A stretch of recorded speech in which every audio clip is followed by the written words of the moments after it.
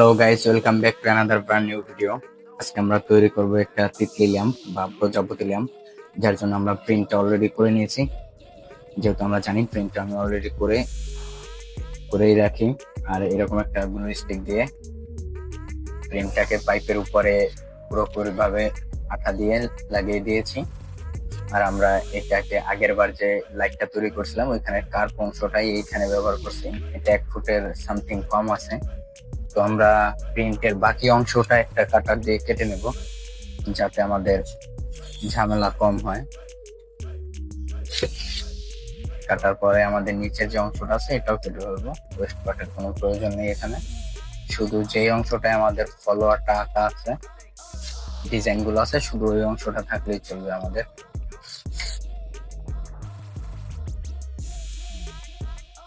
আমরা ভালোভাবে আঠাটা ব্যবহার করছি, এর জন্য খুব ভালোভাবে লেগে আছে, পুরোটা উঠে যায়নি। তো আমাদের এখন কাটার জন্য রেডি।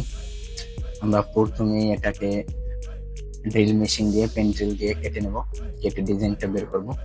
ডিজাইনটা কাটার জন্য এখানে আরো একটা ট্রিক্স আছে। যেহেতু এই পাতাগুলো সুন্দরভাবে আমাদের পজিশন মতো আঁকা আছে, তার জন্য আমাদের এর বাইরে আর কোনো কিছু প্রয়োজন নেই, এগুলো শুধু কাটলেই হবে। কিন্তু প্রজাপতির পাখাগুলো যেহেতু আমরা বাইরে বের করবো, তাই আমাদের এখানে আরো কিছু নিজস্ব ট্রিক্স খাটানোর প্রয়োজন হবে। তা না হলে এই যে সাদা অংশটা যদি আমরা কেটে ফেলি, যেহেতু আমাদের প্রিন্ট এমন ভাবে করা যে সাদা অংশটা আমরা কাটবো, কিন্তু এই সাদা অংশটা যদি আমরা কাটি তাহলে পাখাটা বাইরে বের করা যাবে না। এর জন্য আমাদের অন্য একটা ট্রিক্স ব্যবহার করতে হবে, যেটা আমি নিজস্ব ভাবে করে তারপর আপনাদের প্র্যাকটিক্যাল ভাবে দেখাচ্ছি। কাটার জন্য নিয়ে নিয়েছি আমাদের ডাই গ্রাইন্ডার। তো আমি কিছুটা কেটে নিয়েছি, কারণ আমাদের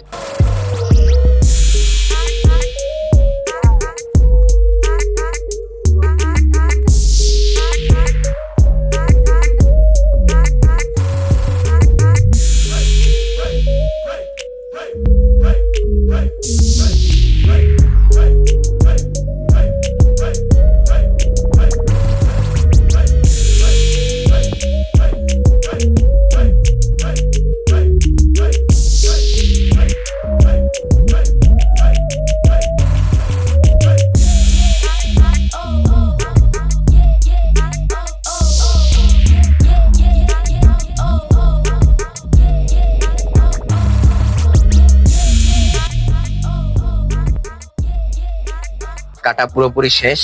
এখন আমরা এই যে প্রজাপতিটার পাকগুলো উপরে উঠানোর জন্য এইখান থেকে দেখতেই পাচ্ছেন আর একটা বাইরের আউটলাইন থেকে একটা আবার ড্রিল করে দিছি। আবার এই যে দোনো পাশের আউটলাইন থেকে আর একটা ড্রিল করে দিছি, যাতে ঘষার পর যখন আমাদের এইটা পুরো পারফেক্ট হবে তখন হালকা গরম দিয়ে এই পাক দুটাকে আমরা বের করে ফেলতে পারি, এই জন্য। আর আমাদের কাটা পুরোপুরি শেষ। এখন আমরা এটাকে ফিনিশিং দেবো। ফিনিশিং দেওয়ার জন্য সুন্দর করে ঘষবো।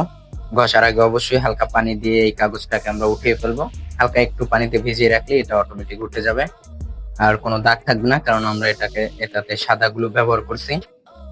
আর ঘষার জন্য আমরা অবশ্যই সেন্ট পেপারও ইউজ করব। সেন্ট পেপার এখানে আমরা 100 ও 120 এই দুইটা সেন্ট পেপার ইউজ করব। আপনাদের দেখাচ্ছি এখন ঘষাঘষি শেষ হওয়ার পর।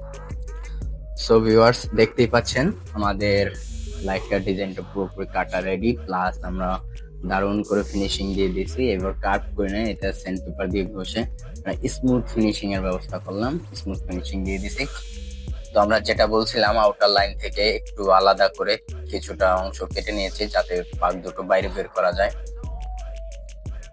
দেখতেই পাচ্ছেন এখন কেমন দেখাচ্ছে। তো এখন আমাদের প্রয়োজন হবে পাক দুটোকে বাইরে বের করা এবং একটা লাইটিং কেসের সাথে সংযুক্ত করা। তার আগে আমরা একটা কাজ করে নেবো। এখানে হ্যাঙ্গিং এর জন্য, যদিও এটা টেবিল ল্যাম্প, তারপর হ্যাঙ্গিং এর জন্য এখানে একটা হোল করব। হোল করার জন্য বিটের সাথে আমি নিয়ে নিয়েছি একটা এভাবে চোখো, যেটা দিয়ে ফিনিশিং দেয়, মানে ঘষার জন্য যে বিটগুলো ব্যবহার হয় সেরকম একটা বিট নিয়ে নিয়েছি, কিন্তু এটা এখন আমরা ডিফারেন্ট ভাবে ইউজ করব। আর এটা দিয়ে হোল করলে এখানে একটা স্মুথ ভাবে একটা আসে, যেটা উপরটা কার্ভ থাকে, তার জন্য সুন্দর লাগে, এই জন্য আমি এটা ব্যবহার করি।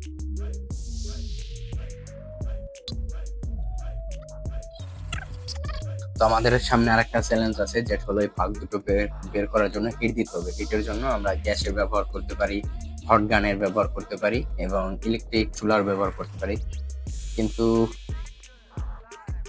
গ্যাস দিয়ে যখন বা অন্য অন্য আগুনের মাধ্যমে যদি আমরা এটাকে হিট করি, তখন আমাদের হয় কি যে এই কিছু অংশটা পুরো লাল হয়ে যায়। তাই আমি এবার চিন্তা করতেছি আমার এরকম নিজের বানানো এটা তাতালের সাথে একটা হিটার কয়েল সংযুক্ত করা আছে। আমি চাচ্ছি যে এটা দিয়ে এবার হিট করবে, তারপর আমরা এটাকে ব্যান্ড করব।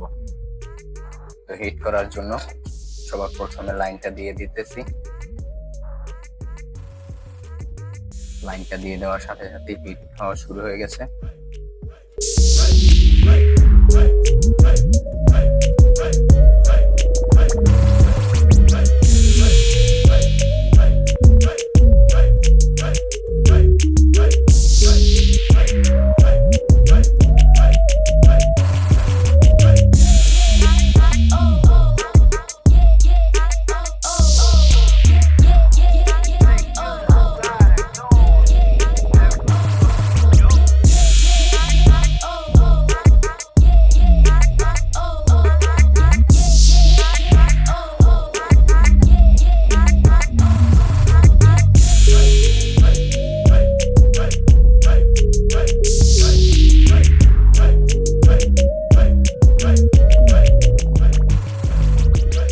তো আমাদের প্রজাপতির পাকগুলো আমাদের এখন ঠিক করা হয়ে গেছে।